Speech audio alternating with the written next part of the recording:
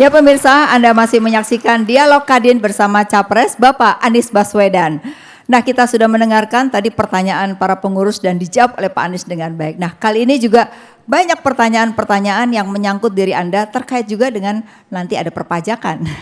Baik, untuk berikutnya adalah kami persilakan Bapak Sidi Widya Pratama, Ketua Komite Tetap Perpajakan. Silakan. Terima kasih Ibu Afi. Selamat malam Pak Anies. Saya akan menyampaikan pertanyaan mengenai pajak. Seperti kita ketahui, tax ratio Indonesia dari tahun ke tahun mengalami peningkatan. Tapi kalau kita bandingkan dengan negara lain, tax ratio Indonesia masih rendah, di kisaran 10%. Saat ini, jumlah wajib pajak baru belum mengalami peningkatan secara signifikan.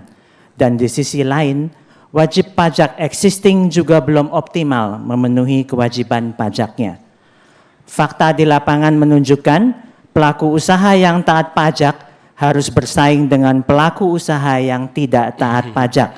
Dan akibatnya, kos yang dipikul pelaku usaha yang taat pajak jadi lebih tinggi dibandingkan dengan pelaku usaha yang tidak taat pajak. Pertanyaannya adalah, bagaimana strategi Bapak untuk meningkatkan tax ratio dengan ekstensifikasi melalui penambahan jumlah wajib pajak baru, maupun dengan intensifikasi melalui optimalisasi penerimaan pajak bagi wajib pajak yang tidak taat pajak, sehingga tercapai persaingan usaha yang sehat. Mohon Bapak dapat menjawab pertanyaan tersebut. Terima kasih. Ya Pak Anies, yang terjadi itu begini Pak, banyak sekali orang yang sudah bayar pajak taat, ditagih lagi, tetapi banyak yang belum bayar pajak sama sekali nggak bayar, tapi dia bisa kompetitif. Nah ini persaingan yang dihadapi oleh para pengusaha. Silakan Pak untuk menjawabnya. Ya, makasih Pak Sidi. Ini kelihatannya masalah pajak ini masalah semua orang ya. Kalau dengar pajak itu gimana sih rasanya gitu? Iya, ini satu sisi kita memang sadar bahwa ini membutuhkan, ya. Di sisi lain harus ada reform yang agak serius nih. Jadi kami memandang begini Mas kalian, bahwa kami menginginkan perekonomian yang tumbuh besar, negara mendapatkan pendapatan salah satunya adalah dari pajak, dari sumber daya alam, dan bukan dari kegiatan usaha negara. Nah, karena itulah pajak ini menjadi penting untuk dilakukan reform, supaya kita dapat pendapatan yang cukup. Nah, tax ratio kita yang kita harapkan saat ini 10,4%. Kita berharap bisa di tahun 2029 itu mencapai angka 13-16%. Angka tax ratio kita. Saya rasa ini lebih realistis daripada yang dibahas di debat kemarin. Kan ikut ya debat kemarin. Ini kita coba angka yang realistis nih. Kemudian kita punya beberapa rencana. Pertama adalah tentang perbaikan kelembagaan keuangan negara. Jadi kita melihat perlu dibentuk badan penerimaan negara yang berada di bawah presiden langsung. Yang ini terpisah dari kegiatan treasurer. Nah, ini dua hal yang berbeda. Treasury itu dikelola tersendiri, kemudian di sini penerimaan itu tersendiri. Ini satu hal. Kemudian yang kedua adalah modernisasi sistem digitalnya. Dan ini sudah harus dikerjakan. Bapak Ibu sekalian, di sini yang mengelola perusahaan besar menggunakan sistem modern, apakah itu namanya SAP atau sistem-sistem yang lain, yang membuat ada sebuah pengelolaan di mana accountability itu bisa dipertanggungjawabkan.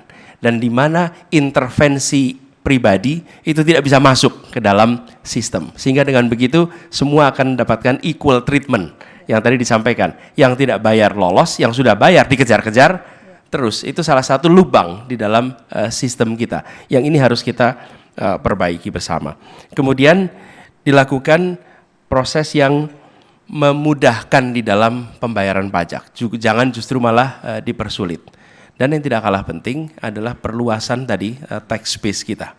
Nah, perluasan ini Bapak sekalian, ada istilah yang biasa digunakan itu fiskal kadaster. Apa fiskal kadaster itu melakukan semacam sensus ulang.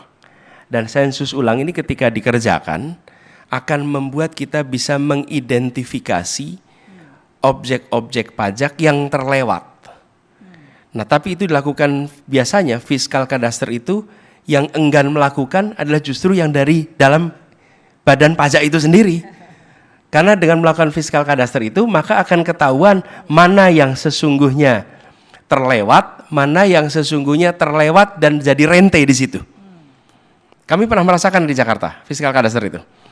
Kita mengerjakan, misalnya begini, ini contoh fiskal kadaster.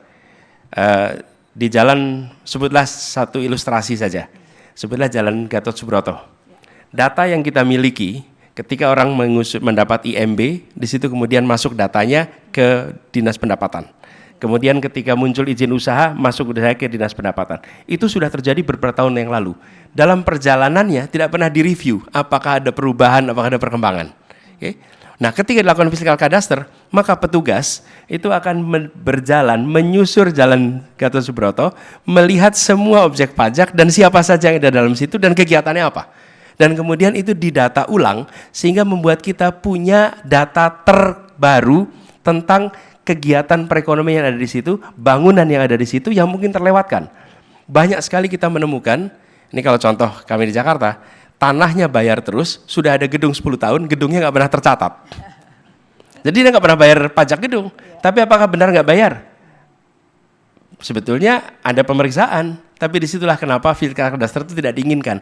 Begitu masuk, maka tidak bisa lagi ada hengki-pengki di situ. Okay? Karena seluruh datanya akan tercatat melalui fiskal kadaster. Jadi menurut saya fiskal kadaster ini penting untuk dilakukan. Oke. Gitu kira-kira Ya, jawabannya. baik. Terima kasih Pak Anies.